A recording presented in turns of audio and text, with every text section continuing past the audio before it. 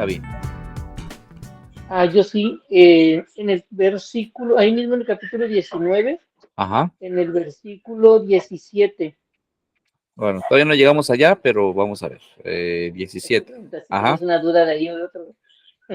Ajá. Sí, Ok, está bien, dale, dale, dale. donde dice, dice, luego vi a un ángel de pie sobre el sol, que gritaba Ujú. con fuerte voz a todas las aves que volaban por lo alto del cielo. Venid, reuníos para el gran banquete de Dios. Ok, ya sé Habíamos, para dónde va. habíamos platicado, sí, Dime, discúlpame, no te quería habíamos interrumpir. platicado un poquito al respecto, si no mal recuerdo, y habíamos visto que las aves de los cielos eran, por ejemplo, los parte del ejército con el que viene con Jesús, ah, que se es invitado para devorar las carnes de todos, ¿sí? Hay Ya, gente que es el caballo blanco, sí, me donde viene puedes. montado y viene su ejército. No, el ejército no son las aves que vienen a comer las carnes de etcétera, etcétera, etcétera. Ok, son invitadas a devorar. Sí, sí, pero Ok, no es el ejército necesariamente. ok. Esa era mi duda. Y Bueno, es que es un todo en realidad. Y es que hay que recordar de que la gran ramera, por así decirlo, va a ser traicionada por la misma gente que ella misma contrató. No sé si sí, recuerdan eso algunos capítulos y versículos. me Entonces, habías comentado al respecto. dentro de toda la calamidad que le va a llover, es que la traicionen, y entre los que la traicionan, y aparte el ejército que pelea contra todos estos y los acaban, pues es que se hace esa convocatoria, por así decirlo, vengan y coman carnes. Y ahorita vamos a hablar de eso porque eso es completamente simbólico. Esto no tiene nada que ver con aves literales, carnes literales, cena Ajá, literal y todo ese tipo de cosas, ¿verdad? Eso es sí, totalmente simbólico y ahorita vamos a entrar a esas definiciones. Por el ok. momento, aquí hay Y algo que... dime. sí, en respecto a ese mismo versículo 17 que dice, luego vi un ángel de pie sobre el sol. Aquí estamos hablando de referente simbólico a Gabriel, Ajá. ¿sí? Que gritaba Eh, con fuerte voz a todas las aves que volaban por lo alto del cielo. Si es así, eh, a ver, ahorita vamos a llegar para allá, espérame. ok, está bien, no hay problema, todos vamos a pasar por ahí. Saludos, Adrián. Saludos a todos, buenas noches. Buenas noches. ¿Cómo Buenas noches, estás? Adrián. ¿Estás Bendiciones, bien? bienvenido. Buenas noches. Bienvenido. Un poco enfermito, pero aquí estoy. Ok, bueno, vamos a poner oración. Yo creo que la salud de todos, porque varios de los que estamos aquí estamos un poquito malitos, pero sería bueno que compartiéramos esto juntos para ponerlo en oración. Así es. Y, ajá, ok.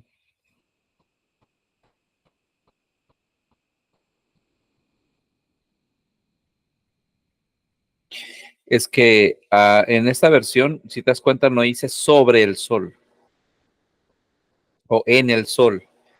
Estaba de pie en el Ajá, sol. Y aquí ese artículo, el en el, ay, en él no es como tal, en él. Y estaba, vamos a ver esta palabra. Bueno, yo creo que la mejor traducción no es estaba, que frente al sol, que frente el sol o frente al sol sería, o que estaba frente al sol, porque esta parte estaba, habla de,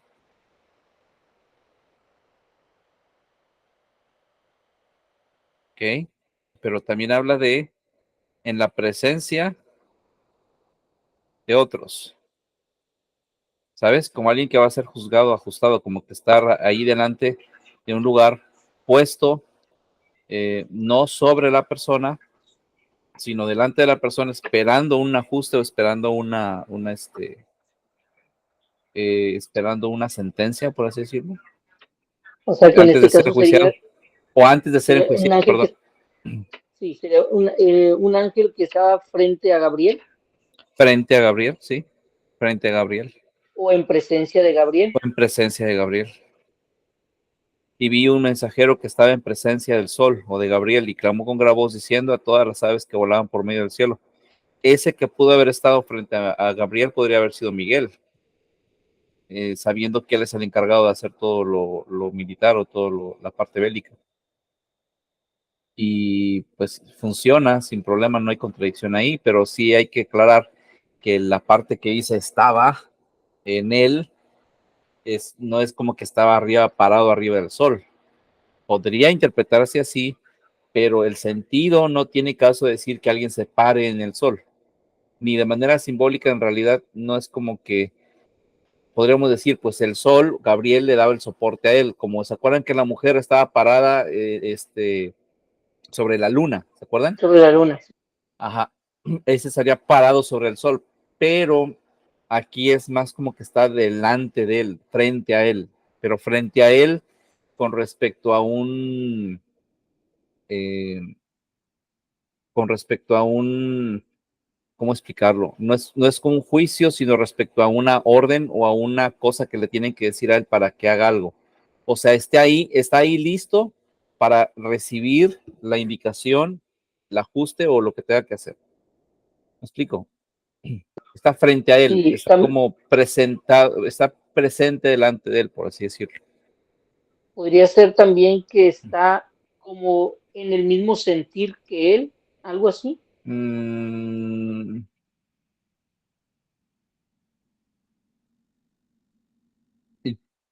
pues eso es una implicación tal vez. Sin embargo, aquí veo como que es como si el sol para él fuera una autoridad y estuviera esperando una indicación de esa autoridad, ¿sabes? Estar delante de o presente a él. Entonces, en ese sentido, sí podría encajar que fuese Miguel, que es Podría ser siete veces Miguel. menor. Ajá, Ujú. podría ser Miguel. Uh-huh.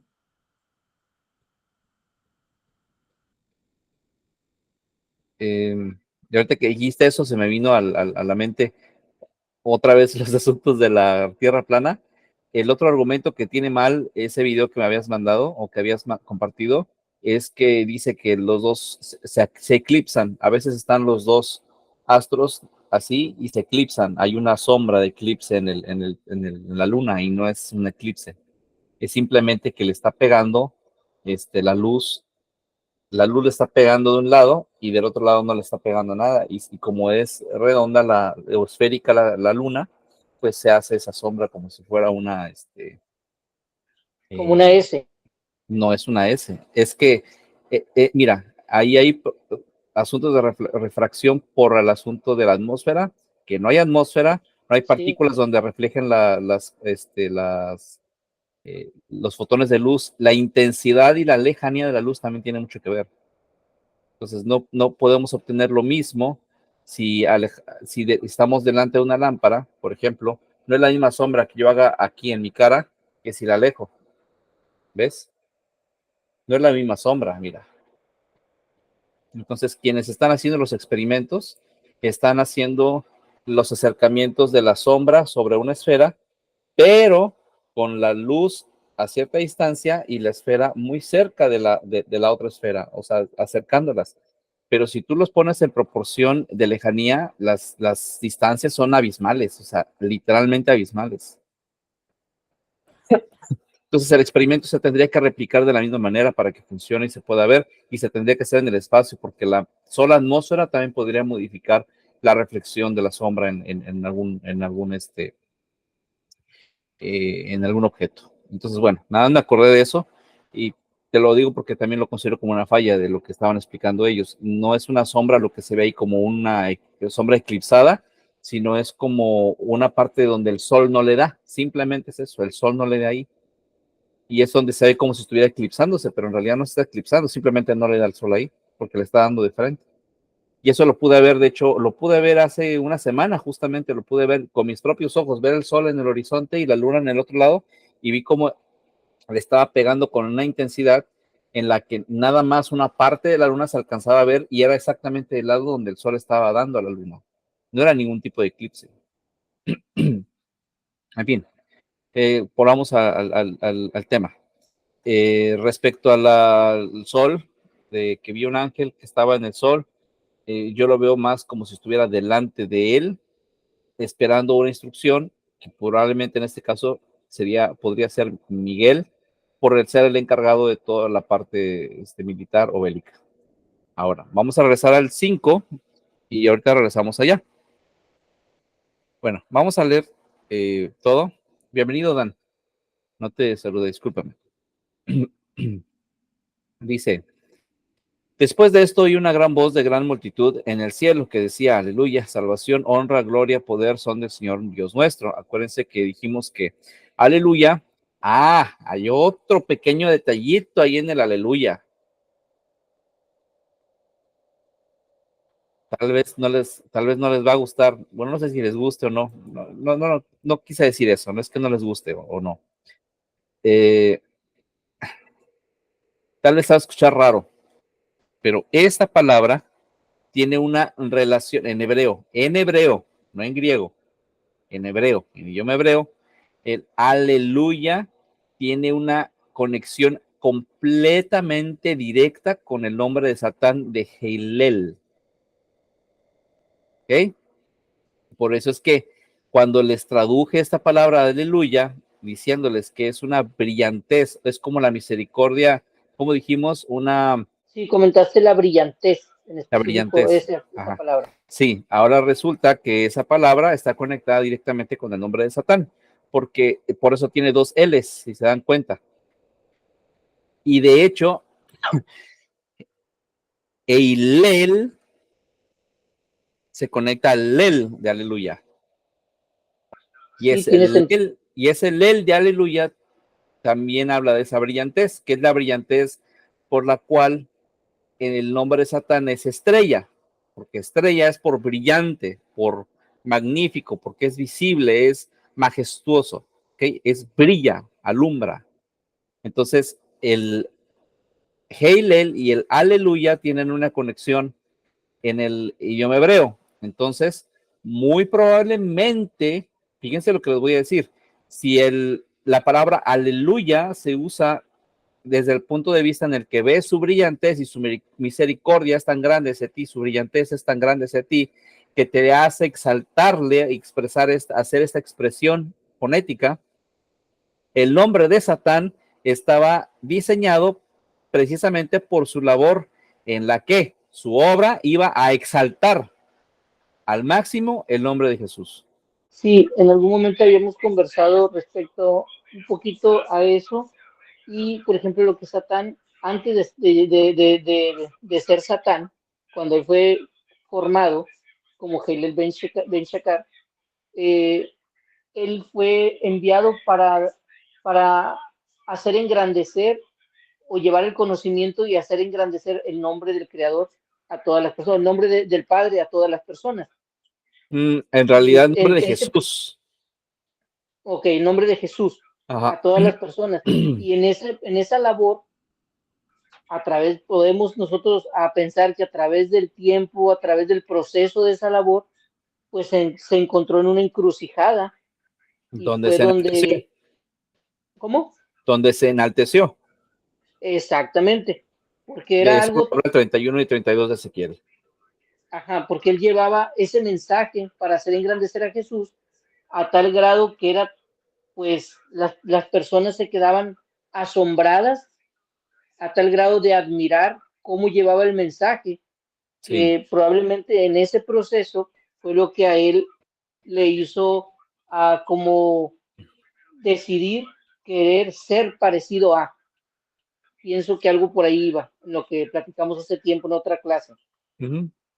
Entonces, resumiendo, quería compartirles esta parte de la relación que tiene la aleluya con la palabra Heilel. ¿Por qué? Porque el significado de la aleluya está simplificado a recibir una brillante misericordia que te hace exaltar el nombre de Jesús. Y, perdón, y Heilel tendría la misma dinámica en su nombre como estrella por ser reconocido y al mismo tiempo en su brillantez exaltar el nombre de Jesús. Nada más esa era la conexión que quería entregarles. Dígame, mi hermano Ben.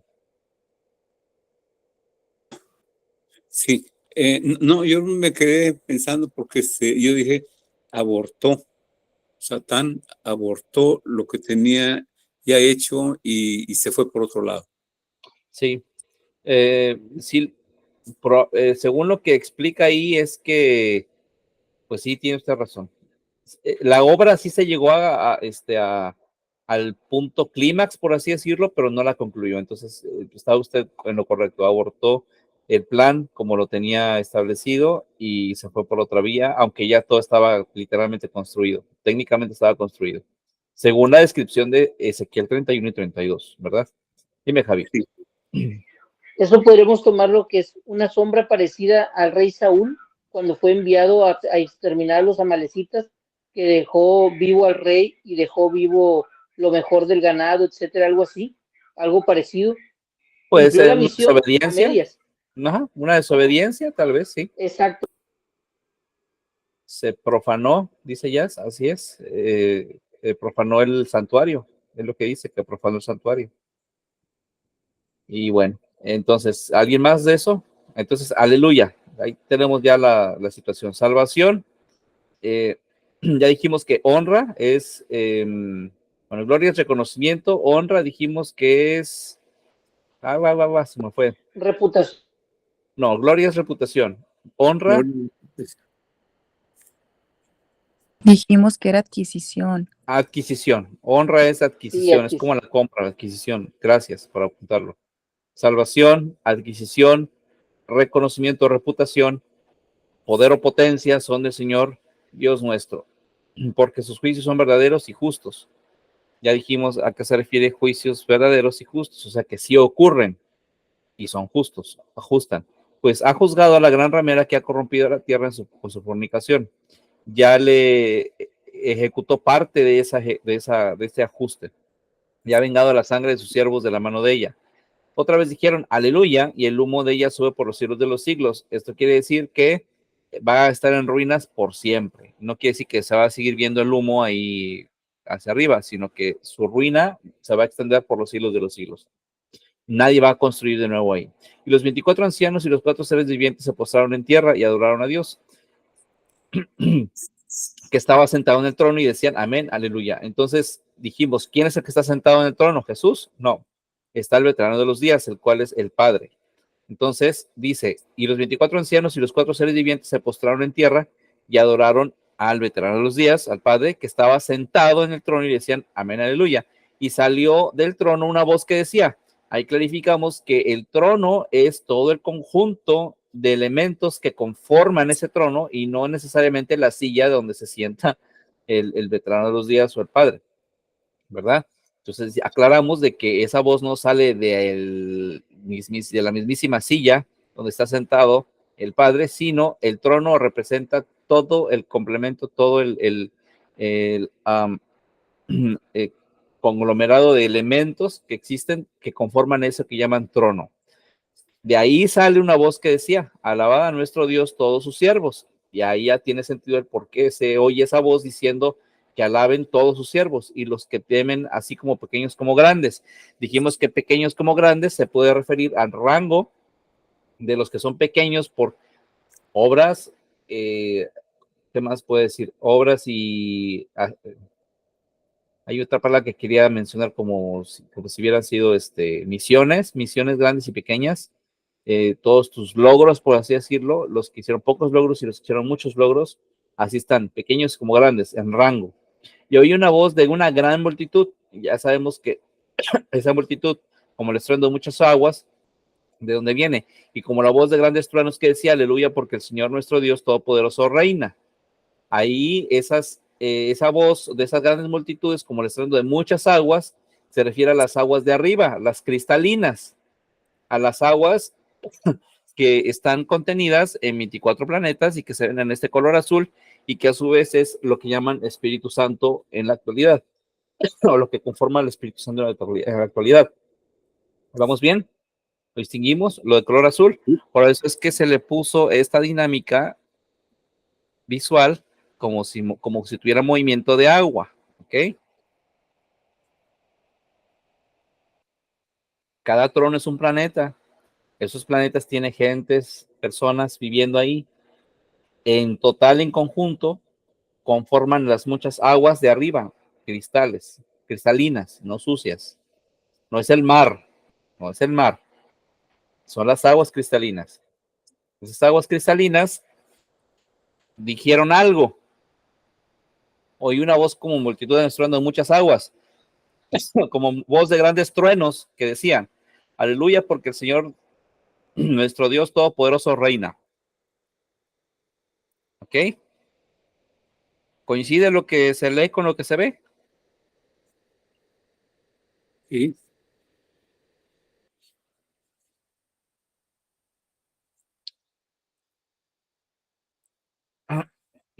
Gocémonos, alegrémonos y démosle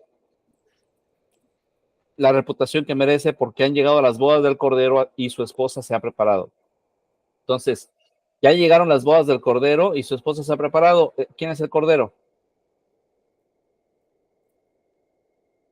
Jesús, El Señor Jesús. ¿Y quién es la esposa que se ha preparado? La iglesia. ya. ¿Por qué otra vez? ¿Por qué aparece hasta ahorita en el 19:7?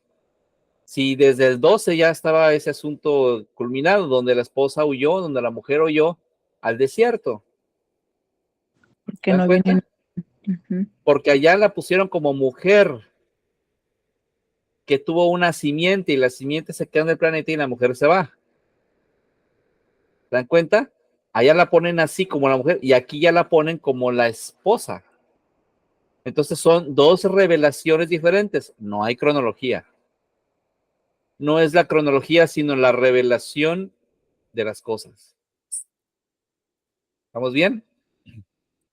Entonces, gozémonos y alegrémonos y demos gloria porque han llegado a las bodas del Cordero y su esposa se ha preparado.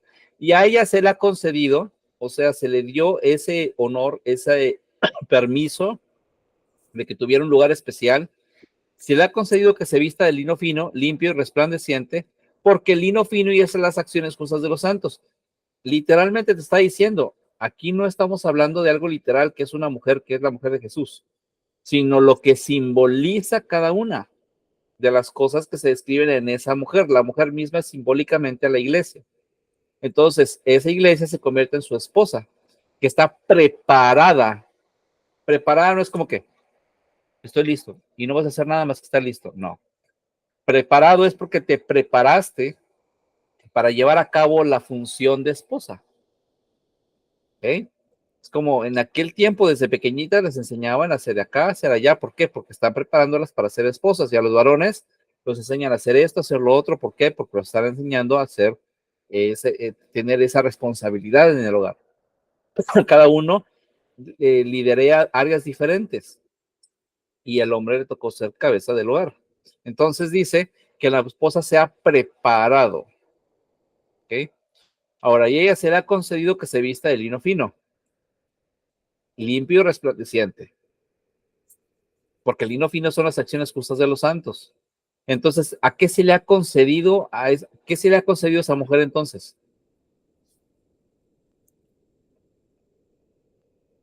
¿Qué se le ha concedido a ese conglomerado de personas que son la esposa de Cristo? ¿Qué se les ha concedido a ellos? Pues eso, que se vista de lino fino. ¿Y qué sería vestirse de lino fino, limpio y resplandeciente? Apartarse del mal y Aquí mismo lo dice, porque ser el lino fino, ¿qué es? Es las buenas acciones. acciones Entonces, ¿de qué se van a vestir los que son la esposa de Cristo? ¿De qué se van a vestir? de acciones justas. De acciones justas. Ahora, les van a permitir vestirse de acciones justas. Se les concedió el derecho, se les concedió la oportunidad o el privilegio de usar sus acciones justas como parte de su vestimenta.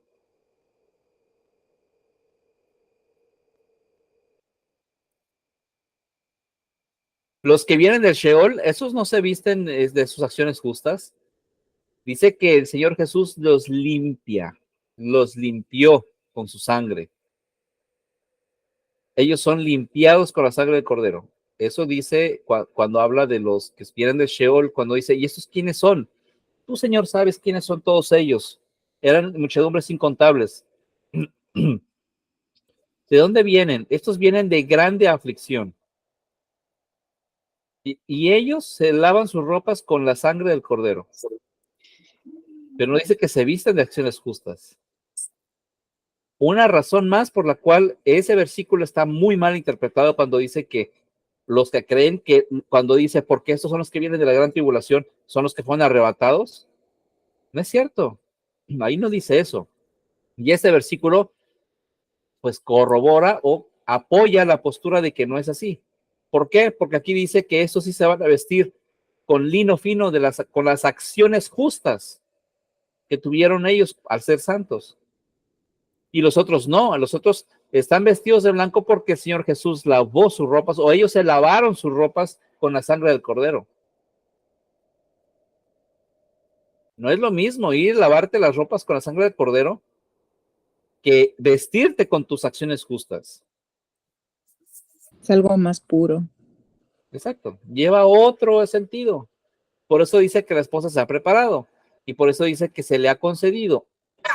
¿Por qué? Porque la esposa, y ella está preparada para eso. Con las acciones justas que venían haciendo desde aquí, las van a venir aplicando ya, y a donde quiera que vayan, van a seguir haciendo lo mismo porque ellos ya entendieron lo que deben de hacer. Amar al prójimo, para empezar.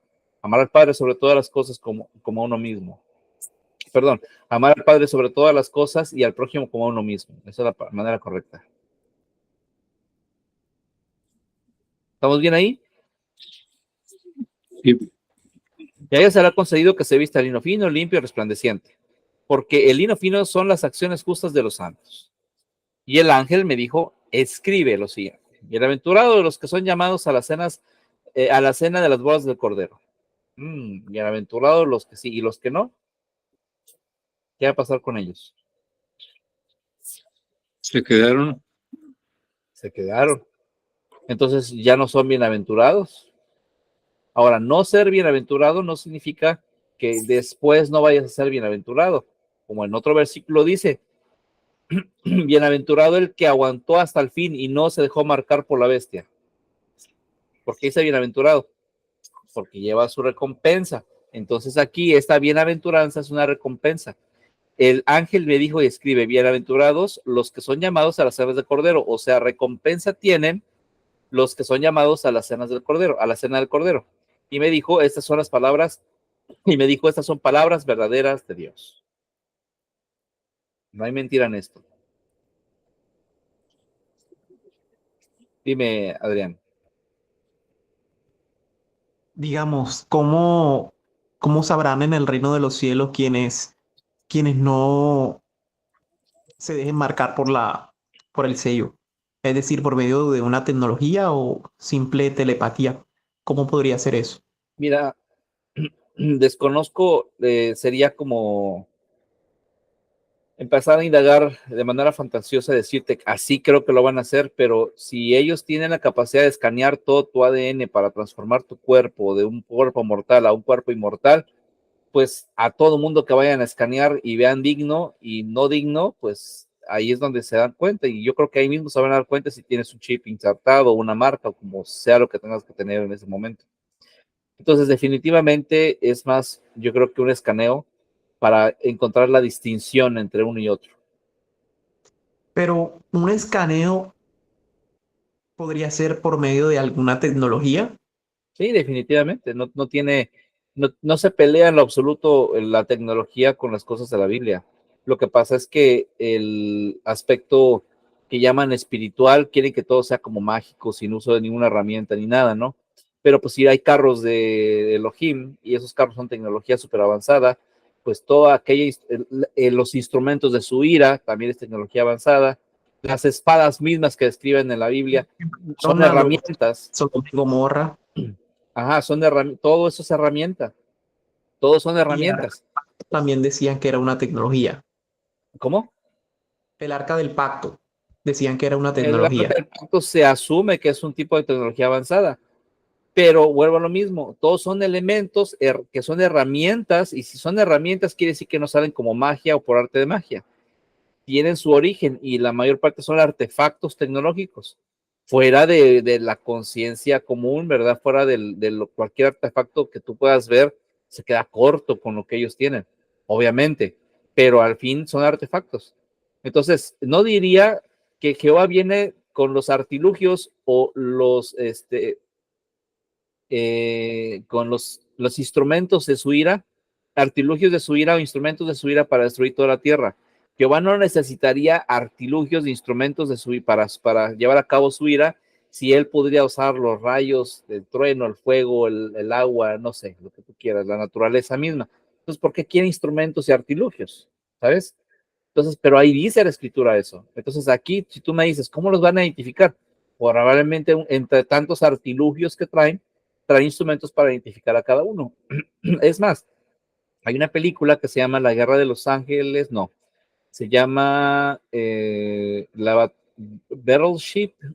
Battleship, algo así. Es como la batalla de en alta mar, una cosa así. Es ya sabes, ciencia ficción extraterrestre. Y estos vienen sacando en la película unos extraterrestres, uno color amarillo, uno rojo, uno azul y así, ¿verdad? El uniforme nada más. Y ellos traen unos artefactos, artilugios, que son como unas bolas que traen como engranajes, que son como que muelen todo lo que tocan, lo deshacen, lo desintegran, lo trituran. Son como trituradoras andantes, como unas bolas trituradoras. Y me llamó mucho la atención en una de esas que la misión de estos extraterrestres era aniquilar toda la infraestructura, tanto militar como de carreteras, como de tecnología, todo lo que tuviera forma de tecnología o utilidad de herramienta era destruido, todo, excepto la vida humana o la vida animal o la vida vegetal. Entonces, cuando venía esta bola girando, llegaba delante de un objetivo y escaneaba el objetivo y decía clear, o sea, literalmente limpio. Este no, lo ponía en color verde y le daba la vuelta y seguía triturando las infraestructuras, carreteras, carros, lo que fuera que se le pusiera enfrente, tanques de guerra, aviones, todo lo que sea armamento, lo trituraba. O herramienta o cosa construida por el hombre. Me llamó mucho la atención porque precisamente ese tipo de operación sería la que se llevaría a cabo Jehová o Jehová, en el que van a destruir todo sistema, todo lo que tiene el sistema político, todo lo que tiene el sistema militar, todo lo que tiene el sistema religioso y todo lo que tiene el sistema económico.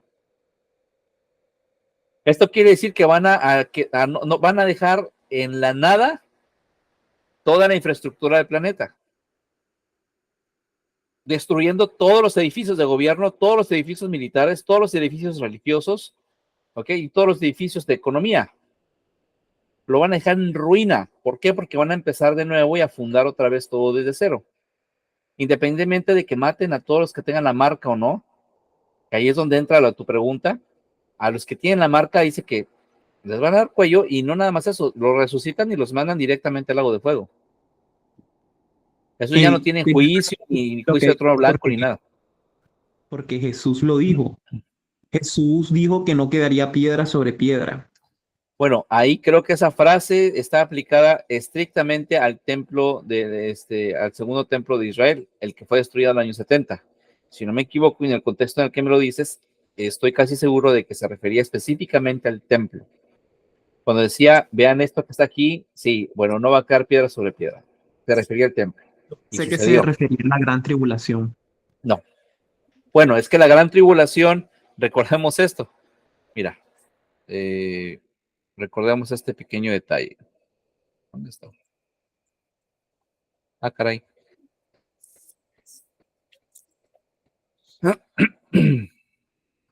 Pienso que la destrucción del templo es una representación Ajá. de la gran tribulación. Es el inicio, es el punto de partida, ¿ok? Ujú. De esa llamada gran tribulación. De hecho, técnicamente a partir de esa destrucción es cuando los discípulos en realidad empezaron a tener la persecución, pero al tope, al clímax. Desde que Jesús parte, empiezan las persecuciones hacia ellos. Las burlas, las persecuciones, el menosprecio y todo eso. Pero ya a nivel de que se puso color de hormiga, fue cuando destruyeron el templo. y no dejaron piedra sobre piedra y hicieron que se fueran a otras naciones y cada quien agarró su rumbo por ese lado.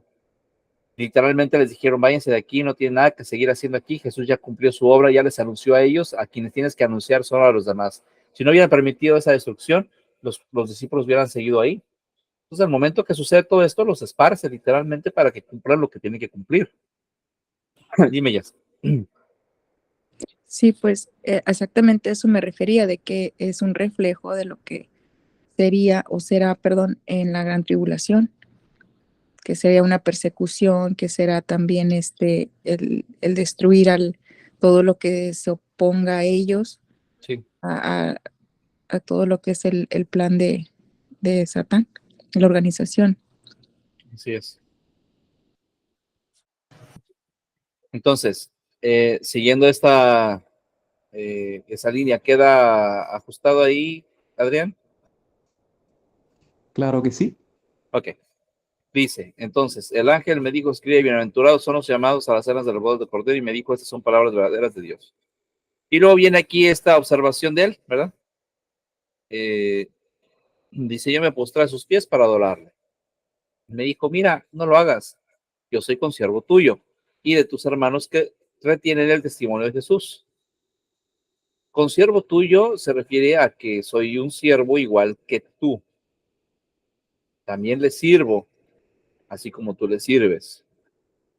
Y de tus hermanos, o sea, de otros más que tienes, igual que nosotros somos servidores, también hay otros, también tienen otros o hay otros que son hermanos tuyos o hermanos nuestros que retienen el testimonio de Jesús y que no lo menosprecian ni lo echan por tierra, por así decirlo. Adora a Dios, en todo caso, porque el testimonio de Jesús es el espíritu de la profecía. Entonces, aquí, ¿quién me puede decir qué interpretan por esta frase? Porque el testimonio de Jesús es el espíritu de profecía, de la profecía. El testimonio de Jesús es el espíritu de la profecía. Querrá O sea, decir, lo central de tener el testimonio de Jesús es profetizar, advertir, más o menos, si va por ahí. ¿Quién más? conforme a lo que Jesús dijo. Ajá. ¿Quién más aporta algo? Porque el testimonio de Jesús es el espíritu de la profecía. El testimonio del Señor Jesús. ¿Qué es el testimonio del Señor Jesús? El testimonio del Señor Jesús es el espíritu de la profecía. ¿Qué es el espíritu de la profecía? Entonces, Pues profecía es revelación. anunciar revelación. Ujú. Ajá. Todo lo que Roberto, nos anunciar. vino a dar a conocer Jesús, su reino, al Padre, Más o menos. podría ser el testimonio. Ese es el testimonio, pero ¿qué es el espíritu de la profecía? Advertencia. Profecía es la advertencia, el anunciar la advertencia o advertir, pero ¿qué es el espíritu de la advertencia? Razones por versículos como este, dime ya. Bueno, nada más iba a añadir de que es la revelación de todas las cosas para estar preparados. Sí, es como lo que dijo el hermano Ben y lo que aporta mi mamá también va en ese lado, pero ¿qué es el espíritu de la profecía? Ahí es donde esos versículos, o por causa de estos versículos, es que cuando he tratado de explicar lo que significa espíritu en la Biblia, es necesario no darle solamente un significado a esa palabra, sino entender lo que abarca todo ese significado. O sea, así como,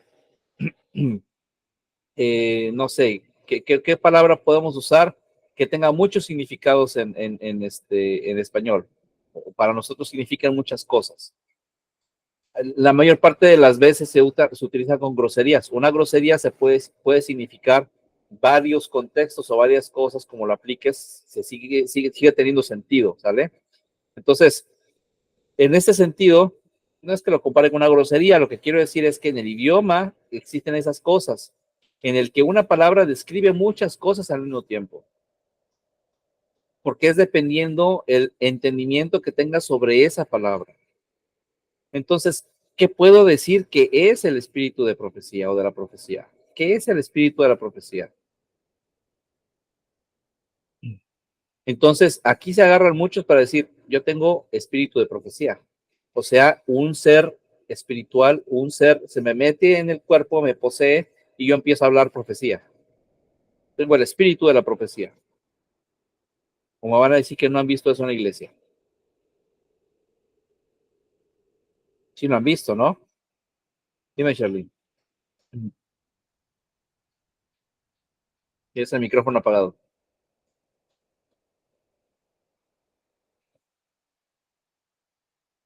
Carlín, no te escucho. Dime, Charlie. ¿Es el que recibe las revelaciones? ¿Quién es el espíritu de la profecía en todo caso? Si tú dices que es así, entonces ¿quién es el espíritu de la profecía? Ya pasamos de ser qué es el espíritu a quién es. ¿Será que formulaste bien esa respuesta? Si fuera como me dices, entonces tendríamos que preguntar quién es el espíritu de la profecía, no qué es el espíritu de la profecía. Entonces, dice aquí que porque el testimonio de Jesús es el espíritu de la profecía. ¿Qué es el espíritu de la profecía? Muchas veces he explicado esto y muchas veces no han estado de acuerdo conmigo respecto a lo que es espíritu. ¿Recuerda cuando hablamos del tema sobre alma, espíritu y cuerpo? Que supuestamente el humano es tripartita, y les expliqué que el humano no es tripartita, sino tiene más de 3 partes que lo integran, pero que 3 son las que se mencionan aquí como parte de lo que implica solucionar el problema de la rebelión de Satán y repararnos a nosotros o restaurarnos y rescatarnos. Entonces dijimos lo que significaba alma y dijimos lo que podría significar el espíritu y dijimos lo que significaba el cuerpo. Entonces, cuando dijimos o hablamos del alma, dijimos algo sobre el alma o referimos al alma, dijimos que es el ánima, la identidad, los recuerdos, las memorias de esa persona. Y luego hablamos del cuerpo, que es lo que contiene esos recuerdos y esa identidad, ¿verdad? Que físicamente le da forma a la identidad. Pero hablamos de un espíritu. Y por ahí Dan me hizo una pregunta sobre un versículo que dice, y el espíritu vuelve a Dios.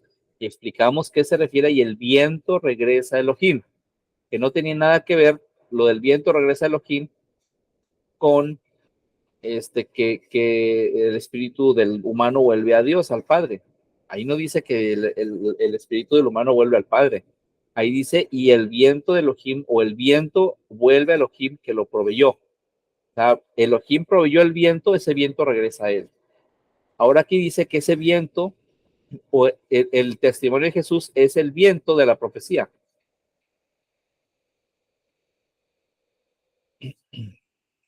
El testimonio de Jesús es el viento de la profecía. Entonces, cuando hablamos del viento como tal en la Biblia, en Génesis, viento refiere a esas identidades que Elohim proveyó para hacer ese escaneo, por así decirlo, en esas aguas o esas identidades, esas caras, esas fases, esa faz de las aguas, ¿ok? Y eso lo proveyó Elohim, pero con el paso del tiempo, esa palabra se fue convirtiendo. De Raquilla pasa a Shamaim, de Shamaim pasa a Ruach HaKodesh, de Ruach HaKodesh pasa a Neuma Agios, de Neuma Agios pasa a Espíritu Santo y a nuestro idioma debe ser traducido como viento sagrado. Ahora, cuando hablas de espíritu, la palabra espíritu tiene que ver con algo que se conecta con un energema. También se conecta con un energema porque esos espíritus ministradores o esos espíritus que aquí, como este que dice, yo soy consiervo tuyo, esos espíritus consiervos nuestros también están a nuestro servicio para los que somos herederos de salvación. Ahora, esos espíritus dicen que se encargan de qué? De motivar a las personas. Bueno, no voy a usar la palabra motivar todavía porque parece que está vetada esa palabra. Se hace que las personas se instruyan, se redargullan, sean consoladas de todo el ambiente que tienen a su alrededor que los trata de lastimar y aplastar. ¿Cierto o falso? Cierto. Entonces, todos esos energemas que trabajan a través de nosotros o a través de nosotros es lo que llamamos espíritu, todo ese contexto. Cuando decimos que el testimonio de Jesús es el espíritu de la profecía, entonces estamos hablando de que el testimonio de Jesús es lo que inyecta, digamos, le da energía, le da solidez a la profecía.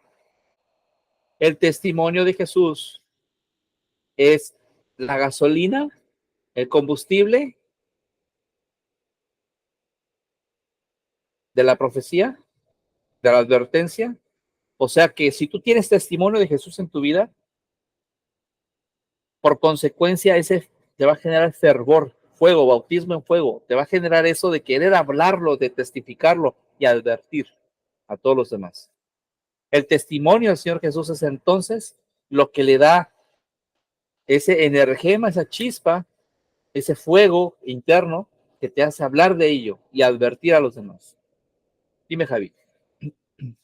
Entonces, en este caso podemos decir, porque el testimonio de Jesús es el poder de la profecía. Más o menos, sí, el poder de la profecía, pero ese poder implica más cosas. También implica, no es un poder, sí, no es un poder estático, sino es un poder como energema que actúa a través de nosotros. O sea, se manifiesta, es un poder manifestado actuando, es como en un poder en movimiento. Por eso yo muchas veces he usado la palabra motivación, porque cuando tú tienes una motivación, es porque hay algo que te está moviendo a hacer eso, te motiva a hacer algo así, ¿sabes? Viene siendo... ¿Qué es lo que te motiva? Perdón, ¿qué es lo que te motiva a ser sano? ¿Qué te motiva a ser sano?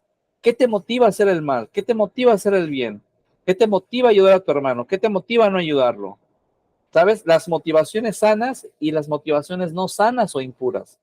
Entonces la escritura habla de espíritus inmundos, o sea, motivaciones que son del mundo, dentro del mundo, del cosmos, son motivaciones que solamente están en el cosmos. Hay gente que tiene esas motivaciones y hay una motivación que es sana, sacra, sagrada. ¿Qué significa? Que viene de lo alto. Entonces, esas dos motivaciones, espíritus inmundos y espíritus sanos o santos, son los que habitan en nosotros. Pero esa palabra en sí misma no termina ahí, porque tiene una serie de cosas que tienen que ajustarse para comprender el contexto completo del por qué el espíritu no se refiere a un ente, sino se refiere a todo aquello que actúa a través de nosotros y se manifiesta a través de nosotros hacia los demás.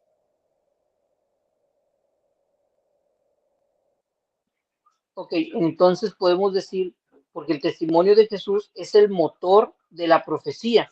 Ese motor es el que es un organismo vivo que impulsa a darnos la inclinación hacia llevarnos a la profecía o a la advertencia. Exactamente. Es una palabra que puede definirlo muy bien, el motor. Por ahí viene también la palabra motivación, es lo mismo. Motor, motivación, viene de la misma secuencia de palabras que describen un movimiento que actúa con base a algo, a electricidad, a gasolina, con base a algo. Entonces esa base nuestra es el testimonio del Señor Jesús. Es lo que nos debe de motivar a advertir a los demás.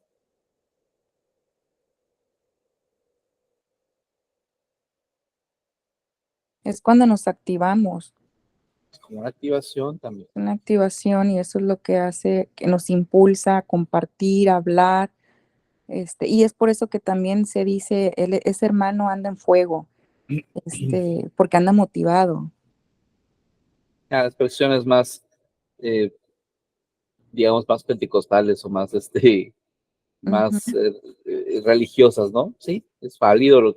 La percepción de las personas describen ese acontecimiento en ti, como anda en fuego, bueno, si lo entiendes, así dilo, pero entendiendo a qué se refiere.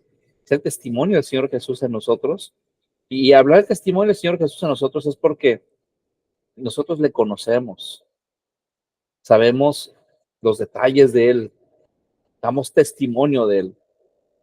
No es nada más profesar huecamente, yo soy cristiano. Y en el Facebook o donde quiera andar poniendo versículos, sin realmente nosotros reflejar ese contenido sólido en nosotros que dé testimonio de que le conocemos. Que el día de mañana llegamos a verle y él diga, ah, sí te conozco, tú me serviste por esto y por esto. Y no nos diga, a ti ni te conozco. Pero yo te dije, Señor, siempre te recé y me hinqué delante de tu imagen, pero no te conozco, tú no me serviste. Así va a ser. Eso es lo que llama también lloro y crujir de dientes. Dime, Javi. Entonces podemos decir, por ejemplo, en un sentido simbólico, que el testimonio es como el combustible, la energía, el espíritu es el motor que nos lleva de un punto A a un punto B a llevar la profecía, o sea, la advertencia del Señor Jesús. El Exactamente, testimonio es el que nos da la chispa de la gasolina. exactamente. Es la gasolina, no la chispa, la gasolina. La gasolina en sí. El combustible, eso es la mejor. El testimonio es el combustible. Sí, el combustible. El espíritu es el motor. Esas definiciones. Y eso eso es lo que llevaba a los discípulos a caminar distancias enormes a anunciar el evangelio. Era su motor, el testimonio de Jesús.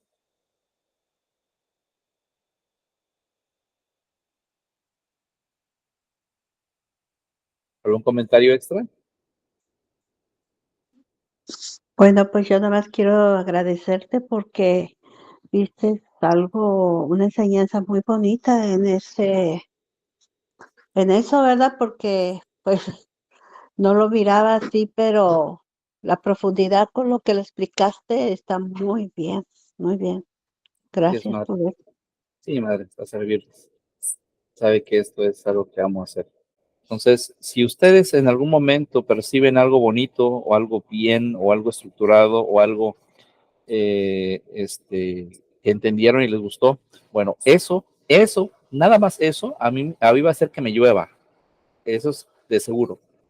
Y de alguna manera van a tratar de arrebatarles eso que acaban de recibir. Así es que cuídenlo como un tesoro, estúdienlo, apúntenlo, medítenlo, no lo echen por la borda, no lo pongan así como que, después ver el video o algo así. Traten de entenderlo, dominarlo, aguardarlo como algo especial para ustedes. Y de esta manera vamos a crecer juntos. Esa es la idea y es la intención de todas estas reuniones, ¿no? Mi hermano Ben, discúlpame que se me olvidó mencionarle. ¿Qué me iba a decir? Sí, lo referente a combustible, ¿cómo quedó? Es que no alcancé a apuntar. Ok, digamos que la analogía no significa combustible, no significa motor. La analogía que podemos hacer en comparación en elementos comparables sería porque el testimonio de Jesús es el espíritu de la profecía, digamos que el testimonio es la gasolina, el combustible, y el espíritu es el motor, lo que echa a andar la profecía. Ahora, ese motor es, por eso dije motivación, porque de ahí viene motor, motor, motriz, todo eso, tiene como origen algo. Puede haber combustión a través de la gasolina o del diésel o de otro elemento que haga la combustión y genere el movimiento del motor. Si lo ponemos en el sentido eléctrico, pues la electricidad sería el testimonio, el espíritu es el motor, ¿no? La motivación. Y así, digamos que el testimonio es lo que le da ese empuje, ¿no? Le da esa razón de ser o de moverse, la razón por la cual se mueve. Entonces, la razón es el testimonio y el medio, digamos que lo que motiva, lo mueve es el espíritu de la profecía. Eso es lo que queríamos decir. A lo mejor este ratito quedó un poquito más clarificado que ahorita, pero básicamente esa es la idea. Entonces, el testimonio es todo aquello del testimonio de Jesús, lo que conocemos del Señor Jesús, e incluso lo que ha hecho el Señor Jesús en nosotros, es lo que nos motiva, nos mueve a advertir a los demás, que es la profecía, advertencia. advertencia, sí. Ok, gracias, sí. Ok.